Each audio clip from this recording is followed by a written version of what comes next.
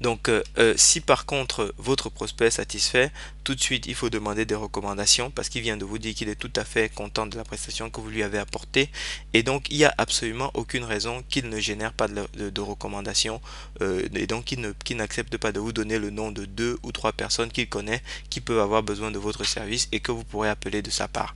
Et en général, ces prospects que vous allez pouvoir obtenir de recommandations, à la suite de recommandations, c'est des prospects extrêmement qualifiés. Pourquoi? Parce que sans le savoir, votre contact aura fait une espèce de filtre automatique dans sa tête. Même si vous lui demandez de ne pas filtrer, automatiquement, il va penser en priorité à des gens qu'il connaît qui peuvent avoir besoin de votre produit, premièrement. Et deuxièmement, il va penser en priorité à des gens qui lui ont parlé de la problématique que vous résolvez. C'est-à-dire que c'est des gens qui, eux, euh, sont déjà sensibilisés, sont déjà entre guillemets en conscience du problème et dont la décision est probablement imminente.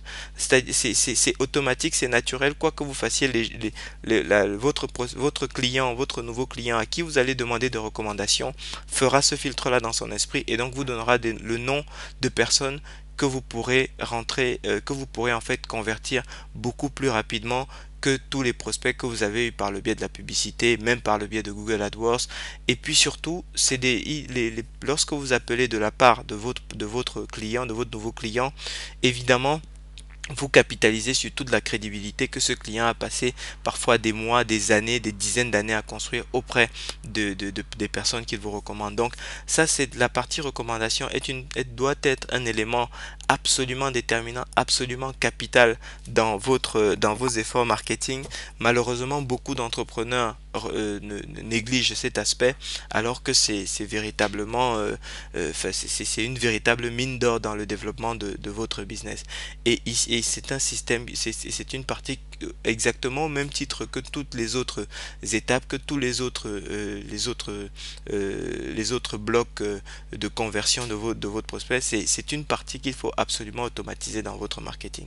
Et qu'est-ce que vous faites avec ces nouveaux contacts qui vous auront été recommandés? Eh bien, écoutez, tout simplement, vous les remettez dans le même système. Vous les mettez dans le système de capture, vous vous reposez les mêmes questions et vous les mettez dans les séquences adaptées. Alors peut-être que la séquence de maturation de prospect, si la décision n'est pas imminente, ou la séquence de prise de contact sera un petit peu différente parce que il y a deux trois messages du début, deux trois contacts du début qui vont changer parce que c'est un prospect qui vous a été recommandé, mais fondamentalement la logique est la même. Et là, si vous avez mis en place, si vous mettez en place ce système dans votre entreprise de façon automatique, vous mettez en place en fait une véritable machine à convertir vos prospects, une véritable machine à développer votre chiffre d'affaires. Et c'est exactement ce à quoi sert Franc Contact. Ce n'est que ça la raison d'être de Franc Contact, c'est de pouvoir automatiser le développement de votre business.